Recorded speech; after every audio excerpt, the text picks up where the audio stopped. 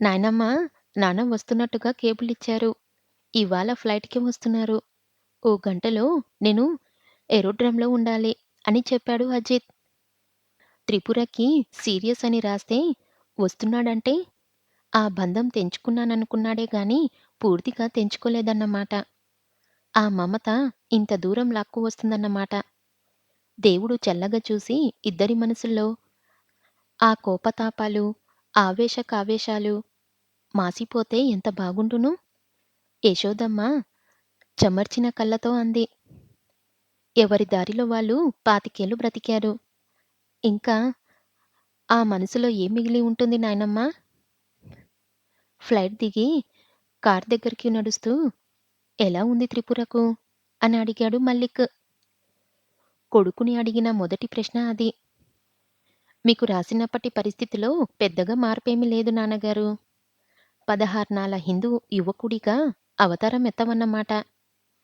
Daddy అన్న పిలుపు మానేసి నాన్నగారు అని పిలుస్తున్నావు. స్వచ్ఛంగా తెలుగులో మాట్లాడుతున్నావు. నుదుట కుంకుమ బొట్టు. ఓహో! నాయనమ్మ బాగానే ట్రైనింగ్ ఇస్తుందన్నమాట. నాయనమ్మకి నచ్చిన మనవడిగా తయారైనావన్నమాట. మల్లిక్ నవ్వుతూ అన్నాడు. మీరు ఈ దేశంలో పుట్టి, పెరిగి, ఆ దేశాన్ని ప్రేమించి గౌరవించారు. నేను ఆ దేశంలో పెరిగి పెద్దవాడినైతే ఈ దేశాన్ని గౌరవిస్తున్నాను. మీకు నాకు పెద్ద తేడా ఏముంది నాన్నగారు? కానీ నీది స్వధర్మం, స్వదేశం. నాది పరధర్మం, పరదేశం.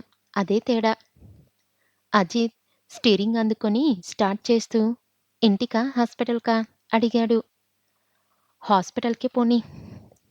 ముందు డాక్టర్ గారిని కలిసి త్రిపుర కేసు గురించి వివరాలు తెలుసుకున్నాడు. తర్వాతనే త్రిపుర గదికి బయలుదేరాడు మల్లిక్. ప్రతి సాయంకాలం త్రిపురని చూడటానికి వస్తున్న నీరజ త్రిపురకి బత్తాయి రసం తీస్తుంది. దిండ్లని ఆనుకొని పడుకొని ఉంది త్రిపుర. అటూ ఇటూ డాక్టర్ అజిత్ నడవగా హుందాగా అడుగులు వేస్తూ నడుస్తున్న మల్లిక్‌ని చూసి తుళ్ళిపడ్డట్టుగా అయింది త్రిపుర. నీరజ దిగ్గున లేచి పక్కకు నిలబడింది. దృఢంగా, ఎత్తుగా అదే పర్సనాలిటీ. మీసాలు ఇంకొంచెం గుబురుగా, బుగ్గలు ఇంకొంచెం నిండుగా అయ్యాయి. మళ్ళీ దగ్గరగా వచ్చి పలకరింపుగా ఒక చిరునవ్వు మాత్రం నవ్వాడు.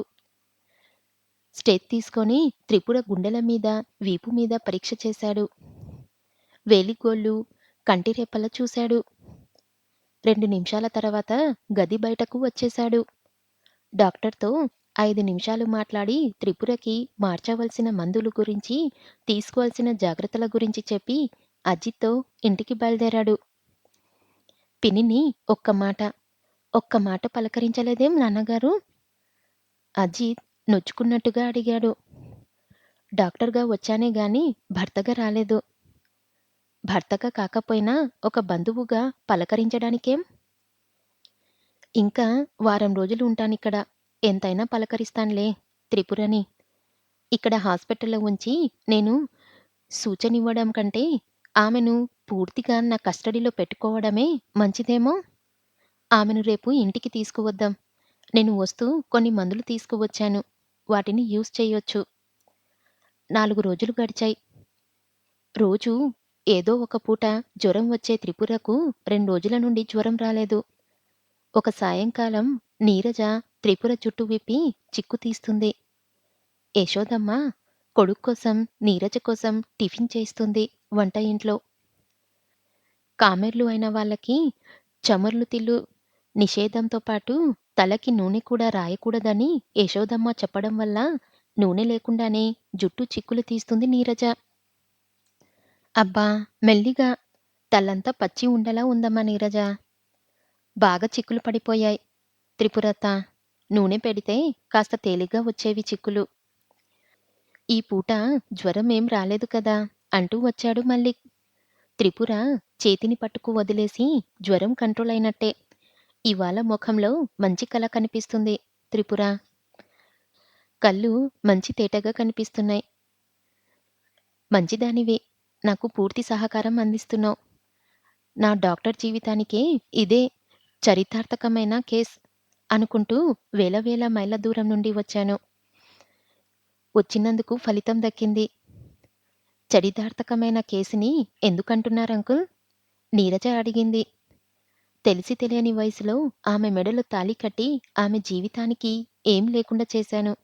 కనీసం నా వైద్య పరిజ్ఞానం ఉపయోగించి ఆమెను మృత్యుముఖం నుండి బయటికి లాక్కురాగలిగితే నేను చేసిన పొరపాటుకు పరిహారం చెల్లినట్టుగా అవుతుందనుకుంటున్నాను. అందుకే అజిత్ రాయగానే బయలుదేరి వచ్చాను. త్రిపుర ఏమీ మాట్లాడలేదు. ఏదో ఒకటి 2 మాటలు తప్ప సుదీర్ఘమైన విషయాల మీద మాట్లాడే ఓపిక కూడా ఆమెకు రాలేదు. నీరజకు చెప్పలేనంత ఆశ్చర్యం. ఇంత సన్నిహితంగా వ్యవహరించే ఈ మనిషేనా త్రిపురతతో సుఖపడలేదని మరో పెళ్లి చేసుకొని తన దారి వేరే చూసుకుంది అని. మరొకటి కూడా ఆశ్చర్యంగా ఉంది. 50 ఏండ్ల వయసులోనూ 30 ఏండ్ల యువకుడిలా అతడెంతో చలాకీగా, చురుకుగా ఉన్నాడు. జుట్టులో తెల్లు వెంట్రుకలు ఆక్రమణ ఇంకా మొదలుపెట్టలేదు. మనిషి ఎంతో దృఢంగా, హుందంగా ఉన్నాడు. త్రిపురత ఈయన 10, 12 ఏండ్ల క్రితమే వయసు ముందుకు నడవడం ఆపేశారా అనిపిస్తుంది. మల్లిక్ అప్పుడే వచ్చి కూర్చొని వాసుదేవ్‌తో, అతడి భార్యతో ఆ మాట, ఈ మాట మాట్లాడుతున్నాడు. సాధన బయట నుండి వచ్చి చూసి చూడనట్టుగా పైకి వెళ్ళిపోయింది. అంకుల్ వస్తే ఏం మాట్లాడకుండానే వెళ్ళిపోతావేమే అని పిలిచింది తల్లి. వచ్చి మౌనంగా నిలబడింది సాధన. ఏమ్మా! బావ ఏమంటున్నాడు? అఖిలాండేశ్వరి, అఖిలాండేశ్వరి అని మంత్రం జపం చేస్తున్నాడు.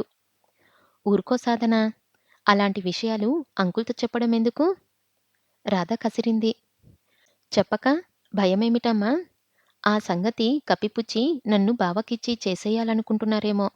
అదేం కుదరదు. నేను చస్తే చేసుకోను బావను. టకీటకీమని మాట్లాడి చరాలున వెళ్ళిపోయింది సాధన. శక్తి ఉపాసన ప్రారంభించడమేమో అనుకున్నాను. కానీ మీ మాటలు వాళ్ళు అది కాదనిపిస్తుంది.